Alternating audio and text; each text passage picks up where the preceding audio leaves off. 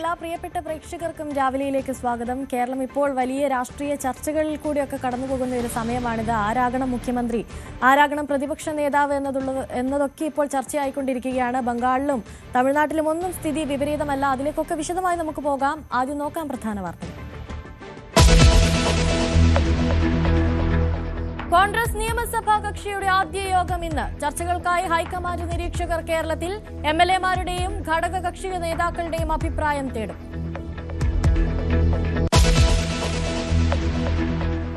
തമിഴ്നാട്ടിൽ രാഷ്ട്രീയ അനിശ്ചിതത്വം തുടരുന്നു. ടിവികെയോട് കടുംപിടുത്തം തുടർന്ന ഗവർണർ. 118 പേരുടെ പിന്തുണ ഉറപ്പാക്കാനാകാതെ വിജയ്ക്കെതിരെ ഒരുമിക്കാൻ ദ്രാവിഡ കക്ഷികളുടെ നീക്കം. ബംഗാളിൽ വ്യാപക ആക്രമണം. സുവേന്ദു അധികാരിയുടെ പേഴ്സണൽ അസിസ്റ്റന്റിനെ 4 അംഗ സംഘം വെടിവെച്ച് കൊന്നു. പിന്നിൽ തൃണമൂൽ എന്ന് ബിജെപി. രാഷ്ട്രപതി ഭരണം ആവശ്യപ്പെട്ട് തൃണമൂൽ സുപ്രീം കോടതിയിലേക്ക്. സ്ഥിതി ചർച്ച ചെയ്യാൻ ബിജെപി നിയമസഭാ കക്ഷി യോഗം ഇന്ന്.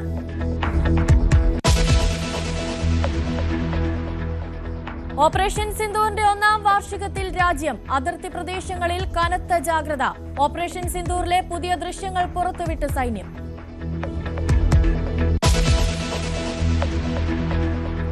സമാധാന ശ്രമങ്ങൾക്കിടെ ഹോർമുസിൽ വീണ്ടും ആക്രമണം. ഉപരോധം മറികടന്നെത്തിയ ഇറാനിയൻ കപ്പൽ ആക്രമിച്ച US. ഇറാനുമായി സമാധാന കരാർ സാധ്യമെന്ന ട്രംപ്. US നിർദ്ദേശങ്ങൾ പരിശോധിച്ചു വരികയാണെന്ന് ഇറാൻ. ബെയ്റൂട്ടിൽ ആക്രമണം കടുപ്പിച്ച് ഇസ്രയേൽ. ഇടുക്കി പൂപ്പാറയിൽ പന്നിയാർ പുഴയോരത്ത് ഒഴിപ്പിക്കാൻ നടപടികൾ തുടങ്ങി. റവന്യൂ വകുപ്പ് നീക്കുന്നത് കയ്യേറി നിർമ്മിച്ച വീടുകളും കെട്ടിടങ്ങളും. അനിശ്ചിതകാല നിരാഹാര സമരത്തിൽ പ്രദേശവാസികൾ.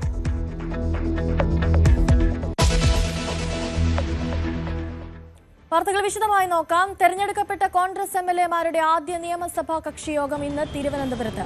ഇന്ദിരാഭവനിൽ രാവിലെ 10:00 ഹൈക്കമാൻഡ് പ്രതിനിധികളുടെ സാന്നിധ്യത്തിലാകും യോഗം ചേരുക. AICC നിരീക്ഷകരായി കേരളത്തിലെത്തിയ മുഗൾ വാസ്നിക്കും അജയ് മാക്കനും മുഖ്യമന്ത്രി സ്ഥാനത്തേക്ക് ആരെ പിന്തുണയ്ക്കുന്നുവെന്നറിയാൻ ഓരോ എംഎൽഎമാരെയും തനിച്ച് കണ്ട് അഭിപ്രായം തേടും. എംപിമാരുമായും മുൻ KPCC അധ്യക്ഷന്മാരുമായും പ്രവർത്തക സമിതി അംഗങ്ങളുമായും ഇവർ കൂടിക്കാഴ്ച നടത്തും. VV അരുൺ ചേരുന്നുണ്ട് കൂടുതൽ വിവരങ്ങളുമായി. അരുൺ, കോൺഗ്രസിൽ ആരാകണം മുഖ്യമന്ത്രി എന്ന ചർച്ചകൾ ഇപ്പോൾ പുരോഗമിച്ചുകൊണ്ടിരിക്കുകയാണ്. ഇപ്പോൾ AICC നിരീക്ഷകർ കേരളത്തിലെത്തിയ എംഎൽഎമാരുടെ അഭിപ്രായം തേടുന്നു എന്ന് പറയുന്നു. ഇനിയിപ്പോൾ മുഖ്യമന്ത്രിയെ തെരഞ്ഞെടുക്കുക എംഎൽഎമാരുടെ അഭിപ്രായം മാത്രം പരിഗണിച്ചാകുമോ, അതോ മറ്റു ഘടകങ്ങൾ കൂടി പരിഗണനയിലേക്ക് വരുമോ?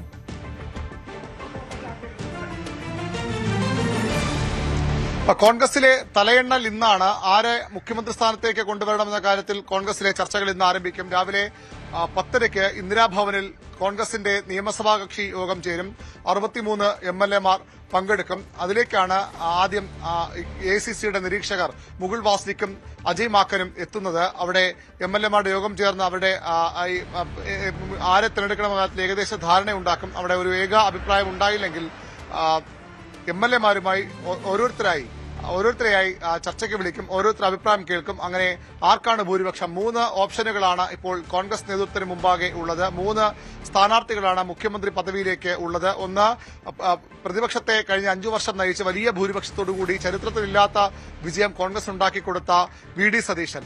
മറ്റൊന്ന്, മുതിർന്ന നേതാവ് കൂടിയായ ഈ AICC നിരീക്ഷകരെ വന്ന രണ്ടുപേരുടെയും മുൻ നേതാവ് കൂടിയായിരുന്ന രമേശ് ചെന്നിത്തല. അദ്ദേഹം മുൻ പ്രതിപക്ഷ നേതാവ് കൂടിയാണ്. പ്രതിപക്ഷ നേതാവായി രമേശ് ചെന്നിത്തല വന്നപ്പോൾ അടുത്ത തവണ ഭരണം നഷ്ടപ്പെട്ട സാഹചര്യമുണ്ടായി. അതുകൊണ്ട് തന്നെ അദ്ദേഹത്തിന് മുഖ്യമന്ത്രി പദത്തിലേക്ക് ഒരു അവസരം നൽകണമെന്ന ആവശ്യമുള്ളവർ ഉണ്ട്. രമേശ് ചെന്നിത്തലയാണ് രണ്ടാമത്തെ ചോയ്സ്. മൂന്നാമത്, ഈ ചിത്രത്തിലൊന്നും ഇല്ലാതിരുന്ന ഡൽഹിയിൽ കോൺഗ്രസിനെ നയിച്ച AICCയുടെ സംഘടനാ ജനറൽ സെക്രട്ടറി KC വേണുഗോപാൽ. ഈ 3 പേരുകളാണ് മുഖ്യമന്ത്രി സ്ഥാനത്തേക്ക് ഉള്ളത്. ഈ 3 പേരെ ചുറ്റിപ്പറ്റിയാണ് കോൺഗ്രസിലെ ചർച്ചകൾ. ഇവരെ 3 പേർക്ക് വേണ്ടിയാണ് അണികൾ സാമൂഹ്യ മാധ്യമങ്ങളിലും അതുപോലെ തന്നെ ഫ്ലക്സ് പോസ്റ്റർ യുദ്ധങ്ങളിലും ഏർപ്പെട്ടിരിക്കുന്നത്. ഇതിലാരാകണമെന്ന കാര്യത്തിലാകും തീരുമാനമുണ്ടാവുക. AICC ജനറൽ സെക്രട്ടറി കൂടിയായ KC വേണുഗോപാലാണ് സംസ്ഥാനത്ത് കോൺഗ്രസിന്റെ ഏറ്റവും വലിയ തെരഞ്ഞെടുപ്പ് പ്രചരണത്തിൽ ഏറ്റവും പ്രധാനപ്പെട്ട റോൾ വഹിച്ചയാൾ.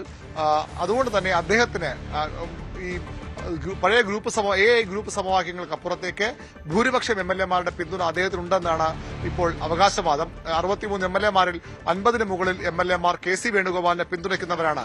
അങ്ങനെ തലയെണ്ണലിലേക്ക് പോയാൽ അത് KC വേണുഗോപാലിനെ മുഖ്യമന്ത്രി പദത്തിലേക്കുള്ള വഴി തുറക്കുമെന്ന ഒരു ആശങ്ക രമേശ് ചെന്നിത്തലയ്ക്കും അതുപോലെ തന്നെ VD സതീശനും അദ്ദേഹത്തെ അനുകൂലിക്കുന്നവർക്കുമുണ്ട്. രമേശ് ചെന്നിത്തലയ്ക്ക് വേണ്ടിയും 6-8 MLA-മാർ ഇപ്പോൾ ഉണ്ട്. VD സതീശൻ ഈ പറയുന്ന കണക്കുകൾ 1-to-1 മീറ്റിംഗിലേക്ക് വന്നാൽ ഒരു തുറന്ന വോട്ടെടുപ്പിലേക്ക്, ഓപ്പൺ വോട്ടെടുപ്പിലേക്ക് അല്ലാതെ ഓരോരുത്തരെയായി ഈ ഹൈക്കമാൻഡ് പ്രതിനിധികൾ, നിരീക്ഷകർ കണ്ടാൽ അവിടെ തന്റെ പേരിന് മുൻതൂക്കം ലഭിക്കുമെന്ന പ്രതീക്ഷയാണ് VD സതീശനുള്ളത്. മറ്റൊന്ന്, ഘടകകക്ഷികളെയും ഈ ACC നിരീക്ഷകർ കാണുന്നുണ്ട്. ഘടകകക്ഷികളുടെ അഭിപ്രായം വളരെ പ്രധാനപ്പെട്ടതാണ്. മുസ്ലിം ലീഗും RSPയും അടക്കമുള്ള ഘടകകക്ഷികൾ VD സതീശന് വേണ്ടി നിലകൊള്ളുമെന്നാണ് വ്യക്തമാകുന്നത്. ഇനി അങ്ങനെയല്ല, അത് മറികടന്നുകൊണ്ട് KC വേണുഗോപാൽ വരാൻ ശ്രമിക്കുകയോ അല്ലെങ്കിൽ രമേശ് ചെന്നിത്തലയെ മുഖ്യമന്ത്രി പദത്തിലേക്ക് കൊണ്ടുവരാൻ ശ്രമിക്കുകയോ ചെയ്താൽ അത് കോൺഗ്രസിൽ വലിയ കലാപത്തിന് ഇടവയ്ക്കും. അത് കോൺഗ്രസിൽ മാത്രമാകില്ല, കോൺഗ്രസിനെ പ്രവർത്തകരും പാർട്ടിക്കുള്ളിലും മാത്രമാകില്ല. VD സതീശനാണ് ഈ വിജയത്തിന്റെ നേരവകാശി. യഥാർത്ഥ വിജയത്തിന്റെ ക്രെഡിറ്റ് അദ്ദേഹത്തിനെന്ന് വിശ്വസിക്കുന്ന വലിയൊരു വിഭാഗം പ്രവർത്തകർ കോൺഗ്രസിലുണ്ട്. അത് കോൺഗ്രസിൽ സമാനതകളില്ലാത്ത കലാപത്തിന് വഴിവെക്കുമെന്ന ഉറപ്പാണ്. അത്തരമൊരു ആശങ്ക കൂടി നേതൃത്വത്തിന് മുൻപിലുണ്ട്. അതുകൊണ്ട് VD സതീശൻ തന്നെ മുഖ്യമന്ത്രി സ്ഥാനത്തേക്ക് ഉയർത്തിക്കാട്ടാനുള്ള ശ്രമങ്ങളുണ്ടായാലും അത്ഭുതപ്പെടാനില്ല. പക്ഷെ ഇപ്പോഴും KC വേണുഗോപാലും അദ്ദേഹത്തിനൊപ്പമുള്ളവരും അതുപോലെ രമേശ് ചെന്നിത്തലയും അദ്ദേഹത്തിനൊപ്പമുള്ളവരും പ്രതീക്ഷ കൈവിട്ടിട്ടില്ല. അവരും ശക്തമായ പോരാട്ടം ഇതിനുവേണ്ടി മുഖ്യമന്ത്രി സ്ഥാനത്തിനു വേണ്ടി തുടരുകയാണ്. മറ്റൊരു സാധ്യത കൂടി പറഞ്ഞു കേൾക്കുന്നത്, VD സതീശൻ മുഖ്യമന്ത്രിയാകാൻ നേരത്തെ MLA മാത്രമായിരുന്ന VD സതീശനെ രമേശ് ചെന്നിത്തലയെ വെട്ടിമാറ്റിക്കൊണ്ടാണ് KC വേണുഗോപാലിന്റെ ഇടപെടലിലൂടെയാണ് കഴിഞ്ഞ തവണ പ്രതിപക്ഷ നേതാവായത്.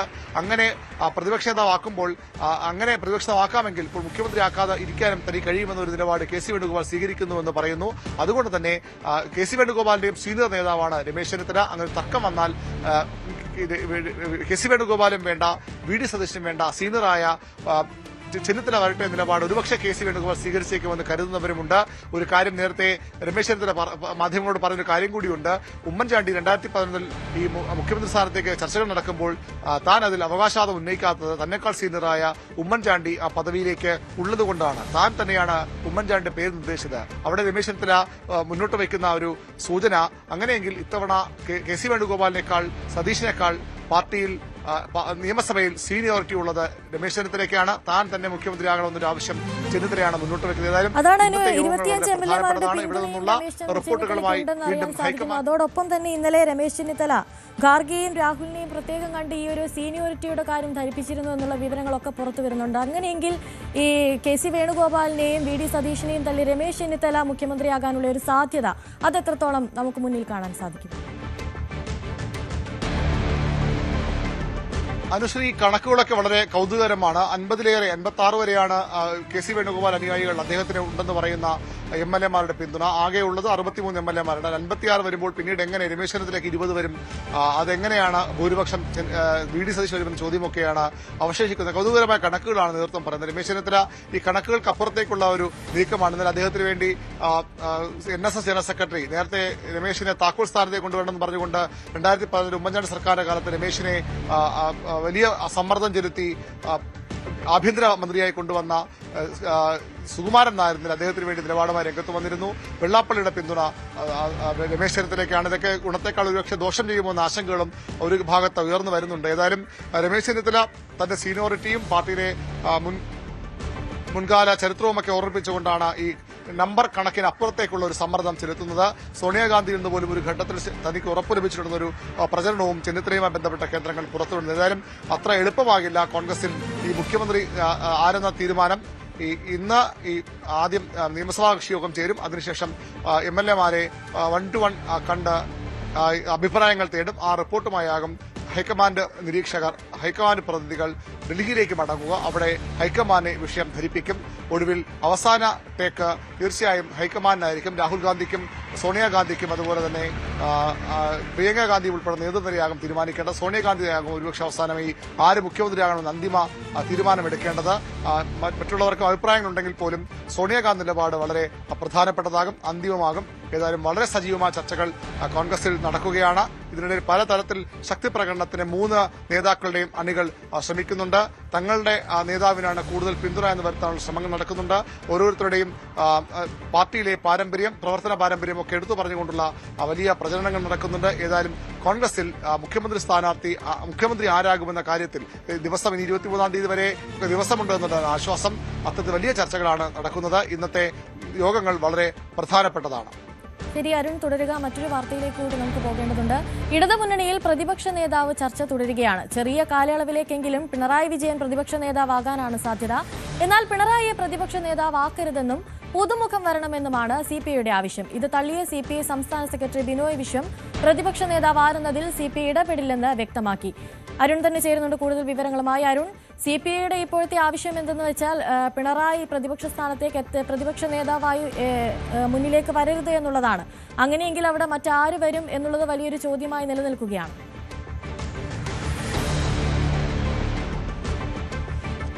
അനുശ്രീ, UDF-ൽ മുഖ്യമന്ത്രി ആരെന്ന തർക്കമാണെങ്കിൽ ഇടതുമുന്നണിയിൽ അത് പ്രതിപക്ഷ നേതാവ് ആരാകണമെന്നുള്ളതാണ്. പക്ഷേ UDF-ലെ പോലെ ഒരു വലിയൊരു തർക്കത്തിലേക്കോ പരസ്യ വിടുപ്പലേക്കിലേക്കോ ഇത് പോകാനിടയില്ല. കാരണം അത്രയധികം നേതാക്കളില്ല. പിണറായി വിജയനാണ് കഴിഞ്ഞ 10 വർഷമായി CPM-നെ ഇടതുമുന്നണിയെ സംസ്ഥാനത്ത് നയിക്കുന്നത്. 98 മുതൽ 2016 വരെ 18 വർഷക്കാലം അദ്ദേഹം CPM-നെ നയിച്ചയാളാണ്. 18ഉം ഈ 10ഉം ചേർത്താൽ ഏതാണ്ട് 28 വർഷം, 3 പതിറ്റാണ്ടോളം CPM-ന്റെ കടിഞ്ഞാൺ പിണറായി വിജയന്റെ കയ്യിലായിരുന്നു. ആ പിണറായിയുടെ തുടർഭരണം ഉണ്ടാക്കിയത് പിണറായിയാണ്. പക്ഷേ ആ പിണറായിയുടെ കീഴിൽ തന്നെയാണ് സമാനതയില്ലാത്ത തിരിച്ചടിയിലേക്ക് CPM-ഉം ഇടതുമുന്നണിയും പോയത്.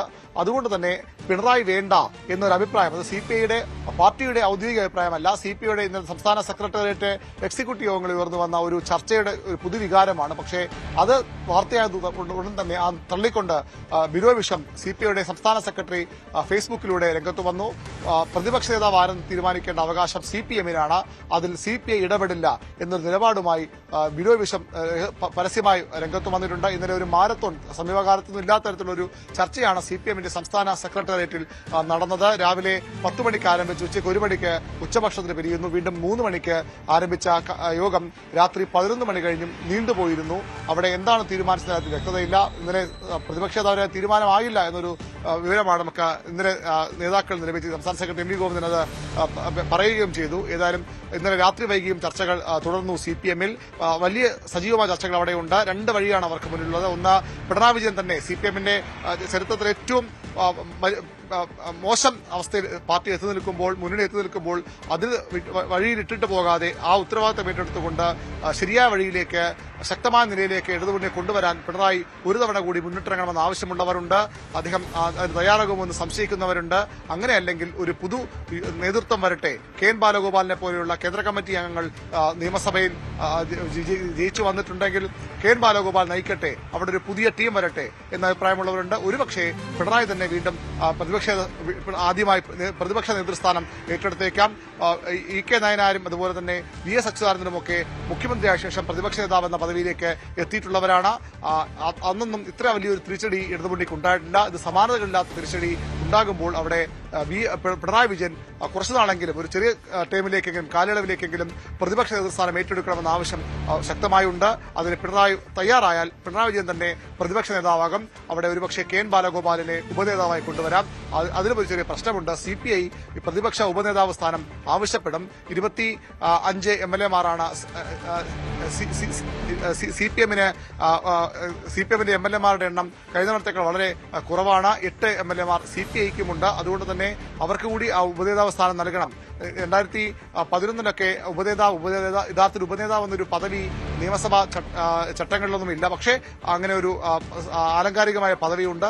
2011-ൽ VS അച്യുതാനന്ദൻ മുഖ്യമന്ത്രി പ്രതിപക്ഷ നേതാവാകുമ്പോൾ അദ്ദേഹത്തിന്റെ ഉപനേതാവായി കോടിയേരി ബാലകൃഷ്ണൻ ഉണ്ടായിരുന്നു. കഴിഞ്ഞ തവണ VD സതീശൻ വരുമ്പോൾ കുഞ്ഞാലിക്കുട്ടി ഉപനേതാവായിരുന്നു. അതുപോലെ ഒരു ഉപനേതാവ് ഉണ്ടാകും. അത് KN ബാലഗോപാൽ CPM തന്നെ ആ പദവി എടുക്കുമോ അല്ലെങ്കിൽ CPI-ക്ക് വിട്ടെടുക്കുമോ എന്ന കാര്യത്തിലാണ് ഇനി വ്യക്തത വരേണ്ടത്. ഏതായാലും ഇപ്പോൾ അതിന് തർക്കമുണ്ട്. CPI ആ പദവി കൂടി ആവശ്യപ്പെടുകയാണ്. കാരണം CPM തീരെ ദുർബലമാണ്. CPI-യും പകുതിയിലേറെ സീറ്റ് നഷ്ടപ്പെട്ട അവസ്ഥയിലെങ്കിൽ പോലും CPI അത്തരമൊരു കൂട്ടായ നേതൃത്വം ഇടതുമുന്നണിക്ക് ഇല്ലാതെ പോകുന്നത് കൂട്ടായ നേതൃത്വമാണ്. എല്ലാം പിണറായി വിജയന്റെ ഒറ്റയാൾ തീരുമാനങ്ങളാണെന്നൊരു വിമർശനം CPI-യിൽ ഉണ്ട്. അതുകൊണ്ടുകൂടിയാണ് ഒരു ഉപനേതാവിനെ CPI തങ്ങൾക്ക് നൽകണം, ഉപനേതാവ് പദവി തങ്ങൾക്ക് നൽകണമെന്ന് CPI ആവശ്യപ്പെടുന്നത്.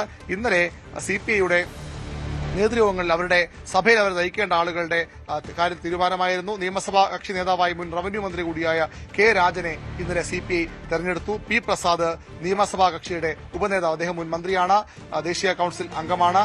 GR അനിലിനെ പാർട്ടി വിപ്പായും CPI നിയമിച്ചിട്ടുണ്ട്.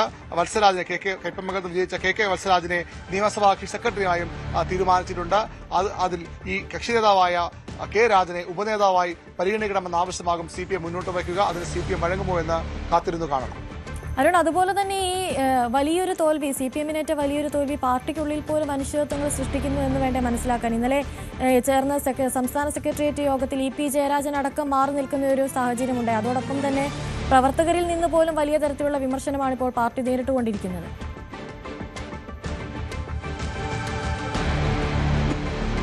തീർച്ചയായിട്ടും സംസ്ഥാന മുഖ്യമന്ത്രിയാണ് ഈ പരാജയത്തിന്റെ ഒന്നാം നമ്പർ ഉത്തരവാദി. കാരണം അദ്ദേഹമായിരുന്നു CPM-ലെ പാർട്ടിയിലെ നമ്പർ 1. ആ നമ്പർ 1 തന്നെ പരാജയത്തിന്റെയും നമ്പർ 1 കാരണമെന്ന വിമർശനം CPM-ലുണ്ട്. അതിനപ്പുറത്തേക്ക് സാധാരണഗതിയിൽ പാർട്ടി നേതൃത്വത്തിനെതിരെ അണികൾ പരസ്യമായ രംഗത്ത് വരാത്തതാണ്. പക്ഷേ MV ഗോവിന്ദ് എന്ന പാർട്ടി സെക്രട്ടറിക്കെതിരെ സാമൂഹ്യ മാധ്യമം അദ്ദേഹം ഒരു ഫേസ്ബുക്ക് കുറിപ്പിട്ടാൽ പോലും CPM-ന്റെ ഔദ്യോഗിക പേജിൽ വന്നാൽ പോലും വലിയ വിമർശനമാണ് ഉയർന്നു വരുന്നത്. പരാജയത്തിന്റെ മൂല കാരണം MV ഗോവിന്ദത്തിന് വിമർശനമുണ്ട്. അതിന് പ്രധാന കാരണം അദ്ദേഹത്തിന്റെ പല നിലപാടുകളും പ്രസംഗങ്ങളും പരാമർശങ്ങളും ഒക്കെയാണ്. അതിനുമപ്പുറത്തേക്ക് അദ്ദേഹത്തിന്റെ ഭാര്യ കൂടിയായ CPM-ന്റെ കണ്ണൂർ ജില്ലാ കമ്മിറ്റി അംഗത്തെ തളിപ്പറമ്പിൽ സ്ഥാനാർത്ഥിയാക്കിയതാണ്. അവിടെ കണ്ണൂരിലെ പാർട്ടി കോട്ടകൾ ഒലിച്ചുപോകാൻ പ്രധാന കാരണങ്ങളിലൊന്നായി അവർ ചൂണ്ടിക്കാട്ടുന്നത് അതാണ്. അതുകൊണ്ട് തന്നെ പാർട്ടി സെക്രട്ടറി മാറണമെന്ന ആവശ്യവും സാമൂഹ്യ മാധ്യമങ്ങളിലുണ്ട്, കീഴ്ഘടകങ്ങളിലുണ്ട്. പക്ഷേ നേതൃത്വം അത് ആ രീതിയിൽ പരിഗണിക്കുമോ എന്ന കാര്യത്തിൽ വ്യക്തതയില്ല. അത്തരം ഒരു കീഴ്വഴക്കം CPM-നില്ല.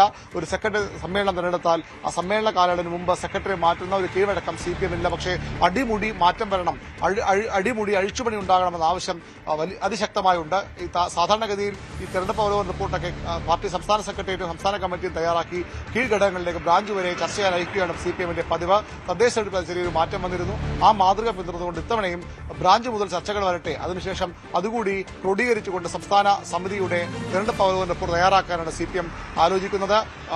കൃത്യമായ അഭിപ്രായങ്ങൾ കീഴ്ഘടകങ്ങളിൽ വരും. അതുകൂടി പരിഗണിച്ചുകൊണ്ട് ഒരുപക്ഷെ അവിടെ അടുത്ത വികാരം ഗോവിന്ദനെതിരെ ഉണ്ടായാൽ ഗോവിന്ദനെ മാറ്റാനുള്ള ആലോചനകളും CPM-ൽ ഉണ്ടായേക്കും. ശരി, VV അരുണാണ് കൂടുതൽ വിവരങ്ങൾ നൽകിയത്. തമിഴ്നാട്ടിൽ വിജയുടെ സത്യപ്രതിജ്ഞയിൽ അനിശ്ചിതത്വം. കേവല ഭൂരിപക്ഷം തികയാത്തതാണ് അനിശ്ചിതത്വത്തിന് കാരണം. ഇതോടെ ചെറു കക്ഷികളുമായി TVK ചർച്ച തുടരുകയാണ്. ഇതിനിടെ വിജയുടെ പോലീസ് സുരക്ഷാ വാഹന വ്യൂഹം പിൻവലിച്ചു. വിജയുടെ ആവശ്യപ്രകാരമാണ് നടപടിയെന്നാണ് വിശദീകരണം. അജയ് സുധാബിജി ചേരുന്നുണ്ട് കൂടുതൽ വിവരങ്ങളുമായി. Ajay, good morning. തമിഴ്നാട്ടിൽ ഇപ്പോഴും അനിശ്ചിതത്വം തുടരുകയാണ്. ഗവർണർ ഒരു നിലപാട് സ്വീകരിച്ചിട്ടുണ്ട്. 118 പേരടങ്ങുന്ന ഭൂരിപക്ഷം തികച്ച് അങ്ങനെയൊരു കത്ത് നൽകുകയാണെങ്കിൽ മാത്രമേ ഗവർണർ ഇനി അയയാനുള്ള സാധ്യതയുള്ളൂ. എന്നാൽ 118 പേരുടെ ഭൂരിപക്ഷം തികയ്ക്കുക എന്നുള്ളൊരു ലക്ഷ്യത്തിലേക്ക് വിജയ്ക്ക് എത്താനാകുന്നില്ല എന്നുള്ളതാണ്. അനുശ്രീ, അതിനാടകീയമായിട്ടുള്ള നീക്കങ്ങൾ തന്നെയാണ് തമിഴ്നാട്ടിൽ നടക്കുന്നത്. ഒരു വിജയ് സിനിമ കാണുന്ന ത്രില്ലോടെ തന്നെയാണ് അവിടെയുള്ള പൊളിറ്റിക്സ് ഇപ്പോൾ ജനങ്ങൾ വീക്ഷിച്ചുകൊണ്ടിരിക്കുന്നത്. ഇപ്പോൾ വിജയ് ഇന്നലെ സർക്കാർ രൂപീകരണത്തിനുള്ള അവകാശവാദവുമായി ഗവർണറെ സമീപിക്കുകയായിരുന്നു. പക്ഷേ ഏറ്റവും വലിയ ഒറ്റക്കക്ഷിയായിട്ടുള്ള TVK സർക്കാർ രൂപീകരണത്തിന് ഗവർണർ നിലവിൽ അനുവദിച്ചിട്ടില്ല. TVKക്ക് ഭൂരിപക്ഷമില്ല എന്നാണ് ഗവർണർ വ്യക്തമാക്കിയിട്ടുള്ളത്. ഇപ്പോൾ കോൺഗ്രസിന്റെ പിന്തുണ ഉൾപ്പെടെ 112 MLA-മാരുടെ പിന്തുണയാണ് TVKക്ക് ഉണ്ടാവുക. എന്നാൽ 118 പേരുടെ പിന്തുണയുള്ള കത്ത് സമർപ്പിക്കണം എന്നാണ് ഗവർണർ നിലവിൽ ആവശ്യപ്പെട്ടിരിക്കുന്നത്. അതുകൊണ്ട് തന്നെ തമിഴ്നാട്ടിലുള്ള മറ്റ് ചെറു പാർട്ടികളുടെ പിന്തുണ തേടിയുള്ള നെട്ടോട്ടത്തിലാണ് TVK എന്ന് നമുക്ക് നിലവിൽ കാണാനാകും. അതിനിടെ മറ്റ് ചില നാടകീയമായിട്ടുള്ള സംഭവങ്ങളൊക്കെ നടക്കുന്നുണ്ട്. AIADMKയിലുള്ള ഒരു വിഭാഗം നേതാക്കൾ TVK പിന്തുണയ്ക്കാനുള്ള നീക്കത്തിലാണ് എന്നുള്ള അഭ്യൂഹങ്ങളൊക്കെ ഉണ്ടായിരുന്നു. അതിന് പിന്നാലെ ഇപ്പോൾ AIADMKയുടെ എല്ലാ MLA-മാരെയും പുതുച്ചേരിയിലുള്ള ഒരു റിസോർട്ടിലേക്ക് മാറ്റിയിട്ടുണ്ട്. ഇന്നലെ TVKയുടെ ഈ ജനറൽ സെക്രട്ടറിയൊക്കെ ഇത്തരത്തിൽ ഡെപ്യൂട്ടി ജനറൽ സെക്രട്ടറി AIADMKയുടെ ഡെപ്യൂട്ടി ജനറൽ സെക്രട്ടറി ഇത്തരത്തിൽ TVKയുമായിട്ട് ഒരു സന്ധി ചേരാനുള്ള ചർച്ചകൾ നടക്കുന്നു എന്നതെല്ലാം അസംബന്ധമാണ് എന്ന് പറഞ്ഞുകൊണ്ട് രംഗത്തെത്തിയിരുന്നു. പക്ഷേ ഇപ്പോൾ നിലവിൽ AIADMKയുടെ MLA-മാരെ ഈ റിസോർട്ടിലേക്ക് മാറ്റുന്നത് തീർച്ചയായിട്ടും ഇത്തരത്തിലുള്ള ഒരു നീക്കങ്ങൾ, അതായത് TVKയുമായിട്ട് ചേരാനുള്ള ഒരു വിഭാഗം നേതാക്കളുടെ ആലോചനകളെ അത് അട്ടിമറിക്കാൻ സഹായിക്കാനാണ് എന്ന് നമുക്ക് വിലയിരുത്താനാകും. അതുപോലെ തന്നെ ഇപ്പോൾ വിജയ് ഇപ്പോൾ പ്രധാനമായിട്ടും തേടുന്നത് കോൺഗ്രസിന് പുറമെ മറ്റ് ചെറു പാർട്ടികളുടെ പിന്തുണയാണ്. അതായത് CPI, CPM, അതുപോലെ തന്നെ VCK തുടങ്ങിയിട്ടുള്ള പാർട്ടികളുടെ പിന്തുണ. ഇതിൽ VCK എന്ന പാർട്ടി ഇന്ന് ഒരു പ്രത്യേക യോഗം ചേരുന്നുണ്ട്. ഈ യോഗത്തിൽ TVKയ്ക്ക് പിന്തുണ നൽകണമോ അല്ലെങ്കിൽ വേണ്ടയോ എന്നുള്ള കാര്യം തീരുമാനിക്കും എന്നാണ് അറിയാൻ സാധിക്കുന്നത്. വിടുതലൈ ചിരുതൈകൾ കക്ഷി നേതാവും ഇപ്പോൾ കഴിഞ്ഞ ദിവസം പ്രതികരിച്ചിട്ടുണ്ട്. അതിൽ അവരുടെ നേതാക്കൾ ഉൾപ്പെടെ പറയുന്നത് തമിഴ്നാട് വിജയ്ക്ക് ഭരിക്കാനായിട്ട് ഒരു അവസരം കൊടുത്തിട്ടുണ്ട്, അത് വിജയ് തീർച്ചയായിട്ടും ഉപയോഗിക്കണം എന്നാണ് അതിൻ്റെ നേതാക്കളൊക്കെ പറയുന്നത്. അപ്പോൾ ഒരു പോസിറ്റീവായിട്ടുള്ള സമീപനമാണ് VCKയുടെ ഭാഗത്തു നിന്നും ഉണ്ടാകുന്നത്. അവർ ഇന്നത്തെ യോഗത്തിന് ശേഷം ഒരു അന്തിമ തീരുമാനം പറയാം എന്നുള്ള നിലപാടിലാണ്. ഇപ്പോൾ CPIയും CPMും അവർ ഔദ്യോഗികമായി നിലപാട് അറിയിച്ചിട്ടില്ല എങ്കിലും പുറത്തു നിന്ന് പിന്തുണയ്ക്കാം എന്നാണ് അവരിൽ പലരും ഒരു പരോക്ഷമായിട്ടെങ്കിലും നൽകുന്ന സൂചന. അതായത് TVKയ്ക്ക് ഔദ്യോഗികമായിട്ട് പിന്തുണ അറിയിച്ചുകൊണ്ടുള്ള കത്ത് നൽകാതെ സഭയിൽ പുറത്തു നിന്ന് പിന്തുണയ്ക്കാനുള്ള ഒരു നീക്കത്തിലാണ്. പക്ഷേ CPI, CPM തുടങ്ങിയിട്ടുള്ള പാർട്ടികൾ പിന്തുണച്ചാൽ മാത്രമേ അവർക്ക് 118 എന്നൊരു സംഖ്യയിലേക്ക് എത്താനാകൂ. ഇപ്പോൾ VCK ഏറെക്കുറെ ഒരു പോസിറ്റീവായിട്ടുള്ള സമീപനം അറിയിച്ചിട്ടുണ്ട്. അപ്പോൾ അവരുടെ 2 MLA-മാരെ കൂടെ ചേർത്താൽ 114 എന്നൊരു അംഗസംഖ്യ വരും. അപ്പോൾ ഇനി വേണ്ടത് 4 MLA-മാരാണ്. അത് CPIയും CPMും കൂടി TVK പിന്തുണച്ചാൽ മാത്രമേ അത് നടക്കുകയുള്ളൂ. പക്ഷേ ഈ പുറത്തു നിന്ന് പിന്തുണച്ചാൽ ഗവർണർ ആവശ്യപ്പെടുന്ന 118 എന്നുള്ള അംഗസംഖ്യ ആകില്ല. അതുകൊണ്ട് ഇവരെ എങ്ങനെയെങ്കിലും അനുനയിപ്പിക്കാനുള്ള ഒരു ശ്രമത്തിൽ തന്നെയാണ് നിലവിൽ TVK അധ്യക്ഷനായിട്ടുള്ള വിജയ്. അതിനിടെ ഇപ്പോൾ DMK ADMK സഖ്യം രൂപപ്പെടുന്നു എന്നൊരു അഭ്യൂഹം കൂടിയുണ്ട്. 2 പാർട്ടികളിലെ നേതാക്കൾ പരസ്പരം ചർച്ചകൾ നടത്തുന്നതായിട്ട് സൂചനകളുണ്ട്. TVKയ്ക്ക് ബദലായി ഒരു ദ്രാവിഡ ഐക്യം രൂപീകരിക്കാനുള്ള നീക്കത്തിലാണ് ഈ 2 കക്ഷികളും എന്ന് നമുക്ക് കാണാനാകും. അങ്ങനെയാണെങ്കിൽ അത് തീർച്ചയായിട്ടും ചരിത്രമാണ്. ഇപ്പോൾ കരുണാനിധിയും പിന്നെ MGRും തമ്മിൽ വഴിപിഴിഞ്ഞ് 2 ദിശകളിലേക്ക് പോയതിന് ശേഷം 2 പാർട്ടികളും തമിഴ്നാട്ടിലെ ദീർഘകാലയളവിലായിട്ടുള്ള ഒരു വൈരികളാണ്. അപ്പോൾ 2 പാർട്ടികളും ഒന്നിച്ചാൽ അത് തീർച്ചയായിട്ടും ഒരു ചരിത്രം തന്നെയാകും. പക്ഷേ ഇതുവരെ ഇരു പാർട്ടികളുടെ നേതാക്കൾ ഔദ്യോഗികമായിട്ട് ഇതിൽ പ്രതികരണങ്ങളൊന്നും നടത്തിയിട്ടില്ല. എടപ്പാളി പളനിസ്വാമിയെ മുഖ്യമന്ത്രിയും അതുപോലെ ഉദയനിധി സ്റ്റാലിനെ ഉപമുഖ്യമന്ത്രിയുമായിട്ടുള്ള ഒരു അനുനയ നീക്കത്തിനാണ് ചരടുവലികൾ നടക്കുന്നത് എന്ന ചില സൂചനകളൊക്കെ ഉണ്ടായിരുന്നു. പക്ഷേ ഇതൊക്കെ അണിയറയിലെ ചില ചർച്ചകൾ മാത്രമാണ്. അതിൽ സ്ഥിരീകരണമൊന്നും നമുക്ക് നിലവിൽ വന്നിട്ടില്ല. ഈ ചർച്ചകൾ എന്തായാലും പല തരത്തിൽ പല രീതിയിൽ നടക്കുന്നുണ്ട്. പക്ഷേ അതിൽ ഒരു പ്രശ്നം, അതായത് ഈ ADMK DMK പാർട്ടികൾ ഒന്നിച്ചാലുള്ള ഒരു പ്രശ്നം, ഇത് അംഗസംഖ്യ 118 ആകില്ല എന്നുള്ളതാണ്. ഈ 2 പാർട്ടികളുടെ അംഗസംഖ്യ, അതായത് 59ഉം 47ഉം, DMKയുടെ 59ഉം ADMKയുടെ 47ഉം തമ്മിൽ ചേർന്നാൽ 106 ആവുകയുള്ളൂ. അപ്പോൾ അതും വിജയിയുടെ ആ ഒരു കക്ഷിയെ ബദലാകില്ല എന്ന ഒരു സത്യം കൂടി നിലനിൽക്കുന്നുണ്ട്. അപ്പോൾ എന്തായാലും വിജയ് തന്നെ മുഖ്യമന്ത്രിയാകും, TVK തന്നെ ഭരിക്കും. പക്ഷേ അതിൻ്റെ അതൊരു ഈസി വാക്ക് ഓവർ ആകില്ല എന്നതാണ് ഇതിലൊരു യാഥാർത്ഥ്യം. ശരി, അജയ് സുധാ ബിജുവാണ് കൂടുതൽ വിവരങ്ങൾ നൽകിയത്. ഇനി നമ്മൾ പോകുന്നത് ബംഗാളിലേക്കാണ്. ബംഗാളിലെ BJP നേതാവ് സുവന്തു അധികാരിയുടെ പേഴ്സണൽ അസിസ്റ്റന്റിനെ വെടിവെച്ചു കൊന്നു. പേഴ്സണൽ അസിസ്റ്റന്റ് ചന്ദ്രനാഥ് റായിയാണ് കൊന്നത്. പശ്ചിമ ബംഗാളിലെ BJPയുടെ ചരിത്ര വിജയത്തിന് പിന്നാലെ സംസ്ഥാനത്തിന്റെ വിവിധ മേഖലയിൽ ആക്രമണം തുടരുകയാണ്. പാർവതി സത്യദേവൻ ചേരുന്നുണ്ട്. കൂടുതൽ BJP സർക്കാർ അധികാരത്തിലേക്ക് ഏറാനുള്ള ചർച്ചകളൊക്കെ ഇന്ന് ആരംഭിക്കാനിരിക്കുകയാണ്. അതോടൊപ്പം തന്നെയാണ് ഇപ്പോൾ ഇങ്ങനെ ഒരു വാർത്ത കൂടി പുറത്തു വരുന്നത്. പാർവതി ചേരുന്നുണ്ട് കൂടുതൽ വിവരങ്ങളുമായി. പാർവതി, BJP അധികാരത്തിലേറാനുള്ള ചർച്ചകൾ ഇന്ന് ആരംഭിക്കാനിരിക്കുകയാണ്. 9-ാം തീയതി അധികാരത്തിലേറുക എന്നുള്ള ഒരു ലക്ഷ്യം വെച്ചാണ് അവർ മുന്നോട്ട് പോകുന്നത്. അതേസമയം മമത പറയുന്നത് താൻ ഒഴിയില്ല, തന്നെ അധികാരത്തിലെത്തിയ ശേഷം അവർ പുറത്താക്കട്ടെ എന്നാണ് മമത പറയുന്നത്. എന്താണ് ഇപ്പോൾ ബംഗാളിലെ സാഹചര്യം? അനുശ്രീ, ബംഗാളിൽ വ്യാപക അക്രമമാണ് തുടരുന്നത്.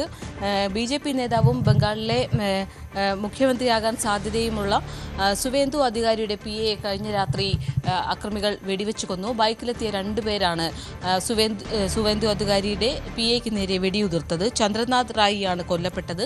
2018 മുതൽ ഇദ്ദേഹം സുവേന്ദു അധികാരിക്കൊപ്പമുണ്ട്. സുവേന്ദു അധികാരി BJPയിൽ എത്തിയ ശേഷമാണ് ഇയാൾ PA ആയത്. നേതാക്കളുമായൊക്കെ വളരെ അടുത്ത ബന്ധമുള്ള ആളായിരുന്നു കൊല്ലപ്പെട്ട ചന്ദ്രനാഥ് റായി. സുവേന്ദു അധികാരിയുടെ ഓഫീസാണ് ചന്ദ്രനാഥ് റായി കൈകാര്യം ചെയ്തിരുന്നത്. ബൈക്കിലെത്തിയ സംഘം മദ്യം ഗ്രാമിൽ വെച്ചായിരുന്നു ആക്രമണം നടത്തിയത്. ചന്ദ്രനാഥിനൊപ്പം ഉണ്ടായിരുന്ന ബുദ്ധദേവ് എന്നയാൾക്കും വെടിയേറ്റു. ഇദ്ദേഹം ചികിത്സയിലാണ്. അസാധാരണമായ സാഹചര്യമാണ് ബംഗാളിൽ നടക്കുന്നത്. കൊലപാതകത്തിന് പിന്നിൽ തൃണമൂലാണെന്നാണ് ആരോപണം, BJPയുടെ ആരോപണം. എന്നാൽ കൊലപാതകത്തിൽ പങ്കില്ലെന്ന് തൃണമൂൽ ആവർത്തിക്കുന്നു. കൊലപാതകം CBI അന്വേഷിക്കണമെന്ന് BJPയും ആവശ്യപ്പെടുന്നുണ്ട്. ആസൂത്രിതമായ കൊലപാതകമാണ് നടന്നതെന്ന് സുവേന്ദു അധികാരി പ്രതികരിച്ചു. വൻ ഭൂരിപക്ഷം നേടി BJP അധികാരത്തിലെത്തുമെന്ന് ഉറപ്പായിരുന്ന സാഹചര്യത്തിൽ മുതൽ വ്യാപക അക്രമമാണ് ബംഗാളിൽ അരങ്ങേറിയത്. ബൈക്കിലെത്തിയ BJP പ്രവർത്തകർക്കൊപ്പം നിൽക്കുകയായിരുന്ന ചന്ദ്രനാഥ് റായത്തിനെ ബൈക്കിലെത്തിയ അക്രമികൾ വെടിയുതിർക്കുകയായിരുന്നു. ഇതിന്റെ CCTV ദൃശ്യങ്ങളടക്കം പോലീസ് പരിശോധിച്ചു വരുന്നുണ്ട്. അന്വേഷണം പുരോഗമിക്കുകയാണ്. തെരഞ്ഞെടുപ്പ് ഫലം വന്നതിന് പിന്നാലെ രൂക്ഷമായ അക്രമമാണ് ബംഗാളിൽ അരങ്ങേറുന്നത്. BJPയുടെ നിയമസഭാ കക്ഷി നേതാവിനെ തിരഞ്ഞെടുക്കാനുള്ള യോഗവും ഇന്ന് ബംഗാളിൽ ചേരുന്നുണ്ട്. അതിന് തൊട്ട് തലേദിവസമാണ് ഈ കൊലപാതകം എന്നതും ശ്രദ്ധേയമാണ്.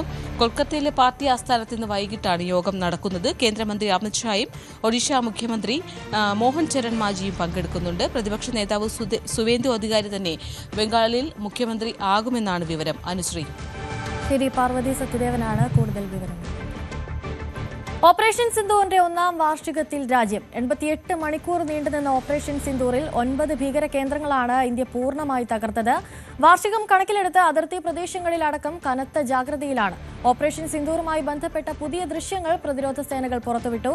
ഇന്ന് ജയ്പൂരിൽ 1ാം വാർഷികത്തിന്റെ ഭാഗമായി പ്രതിരോധ സേനകളുടെ സംയുക്ത വാർത്താ സമ്മേളനവും നടക്കും.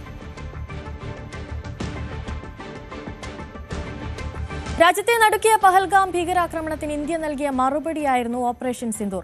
പാകിസ്ഥാനിലെ ഭീകര സംഘടനകളുടെ ഉന്നതരെ അടക്കമാണ് ഇന്ത്യ ഓപ്പറേഷൻ സിന്ദൂറിലൂടെ വകവരുത്തിയത്. എങ്ങനെയായിരുന്നു ദൌത്യം ഇന്ത്യ വിജയകരമായി പൂർത്തിയാക്കിയതെന്ന് നമുക്കൊന്ന് നോക്കാം.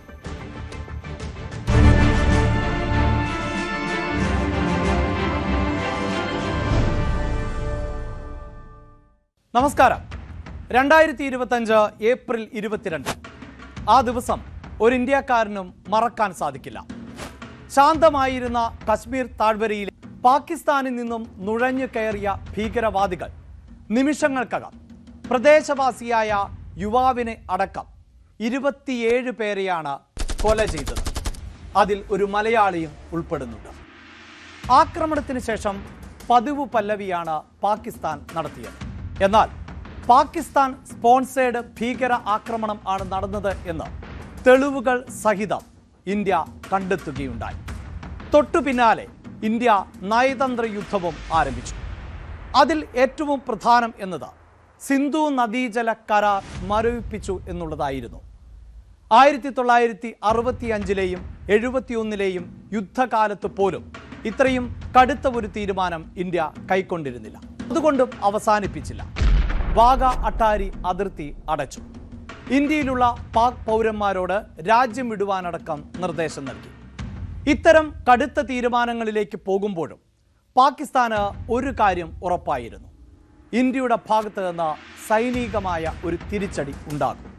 ആ സമയത്തായിരുന്നു അപ്രതീക്ഷിതമായി പാകിസ്ഥാനുമേൽ ഇന്ത്യ സൈനികമായ പ്രഹരം ഏൽപ്പിച്ചത്. അത് മെയ് 7-ാം തീയതി ആയിരുന്നു. പാകിസ്ഥാൻ സൈന്യത്തെയല്ല ഇന്ത്യ ലക്ഷ്യം വെച്ചത്. പാകിസ്ഥാനിലെ സാധാരണക്കാരായ ജനങ്ങളെയുമല്ല ലക്ഷ്യം വെച്ചത്. മറിച്ച് നിരപരാധികളായ ഇന്ത്യക്കാരുടെ ജീവൻ തുടർച്ചയായി അപഹരിച്ചുകൊണ്ടിരിക്കുന്ന തീവ്രവാദികളെ അവരുടെ ശക്തി കേന്ദ്രങ്ങളിൽ ആയിരുന്നു ഇന്ത്യ ആക്രമണം നടത്തിയത്. മെയ് 7-ാം തീയതി ആരംഭിച്ച ആ സൈനിക നടപടി കേവലം 3 ദിവസം മാത്രമേ ഇന്ത്യക്ക് നീട്ടിക്കൊണ്ടു പോകേണ്ടി വന്നുള്ളൂ. 10-ാം തീയതി തന്നെ, കൃത്യമായി പറഞ്ഞാൽ മണിക്കൂറുകൾക്കകം തന്നെ, പാകിസ്ഥാൻ ഇന്ത്യയോട് വെടിനിർത്തൽ അഭ്യർത്ഥനയുമായി എത്തി. ആ അഭ്യർത്ഥന ഇന്ത്യ സ്വീകരിച്ചു. അങ്ങനെയാണ് ഓപ്പറേഷൻ സിന്ദൂർ എന്നത് വലിയ വിജയമായി മാറിയത്. എന്തുകൊണ്ടാണ് പാകിസ്ഥാൻ മണിക്കൂറുകൾക്കകം തന്നെ ഇന്ത്യയോട് വെടിനിർത്തൽ ആവശ്യപ്പെട്ടത്? എന്താണ് പാകിസ്ഥാൻ പിന്തിരിയാൻ കാരണം? എങ്ങനെയാണ് ഈ സൈനിക നടപടി ഇന്ത്യ വിജയിച്ചെടുത്തത്? നോക്കാം നമുക്ക് വിശദമായി. ഏപ്രിൽ 22-നായിരുന്നു പഹൽഗാമിൽ തീവ്രവാദ ആക്രമണം ഉണ്ടായത്. എന്നാൽ ഇന്ത്യ സൈനികമായി തിരിച്ചടിച്ചത് 14 ദിവസങ്ങൾക്ക് ശേഷം ആയിരുന്നു. മെയ് 7-ാം തീയതി പുലർച്ചെ 1:30-നും 2 മണിക്കും ഇടയിൽ കേവലം 25 മിനിറ്റും മാത്രമായിരുന്നു ആ ഓപ്പറേഷൻ. അതായത് ഇന്ത്യയിലെ അമ്മമാരുടെ, നമ്മുടെ സഹോദരിമാരുടെ നെറ്റിയിലെ സിന്ദൂരം മായിച്ച പാക് തീവ്രവാദികൾക്ക് ശക്തമായ തിരിച്ചടിയാണ് ഇന്ത്യ നൽകിയത്. ഓപ്പറേഷൻ സിന്ദൂരിലൂടെ ഇന്ത്യ ആക്രമിച്ചത് പാകിസ്ഥാനിലെ 9 തീവ്രവാദ കേന്ദ്രങ്ങളെ ആയിരുന്നു. അതിൽ ഏറ്റവും എടുത്തു പറയേണ്ടത് ബഹാവൽപൂരിലെ മർക്കസ് സുബാനല്ല എന്നുള്ളതാണ്.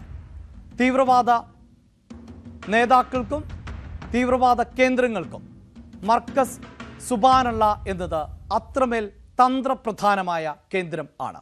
ഇതാ ഈ ദൃശ്യങ്ങളിൽ കാണുന്നത് മർക്കസ് സുബാനല്ലയിൽ ഇന്ത്യ നടത്തിയ ആക്രമണത്തിൻ്റെ സാറ്റലൈറ്റ് ചിത്രങ്ങൾ ആണ്.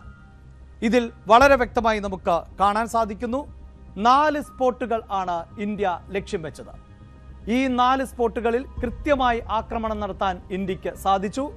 ആക്രമണത്തിന് മുമ്പും ശേഷവും ഉള്ള ദൃശ്യങ്ങൾ ആണ് ഈ കാണുന്നത്. ഈ ദൃശ്യങ്ങൾ വളരെ കൃത്യമായി വിളിച്ചു പറയുന്നുണ്ട്.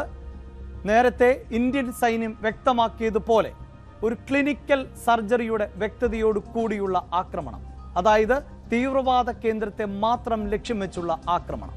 ഇനി ഇതേ ആക്രമണത്തിൻ്റെ ഗ്രൗണ്ട് വിഷ്വൽസ് കൂടി നമുക്ക് ലഭ്യമാണ്. ഈ ദൃശ്യങ്ങൾ കാണുമ്പോൾ പ്രേക്ഷകർക്ക് മനസ്സിലാകുന്നു എത്രത്തോളം ശക്തമായ ആക്രമണം ആണ് ഇന്ത്യ നടത്തിയത് എന്നുള്ളത്. 15 ഏക്കർ വിസ്തൃതമായ ഈ കേന്ദ്രം ജെയ്ഷെ മുഹമ്മദിന്റെ തന്ത്രപ്രധാനമായ തീവ്രവാദ കേന്ദ്രം ആണ്.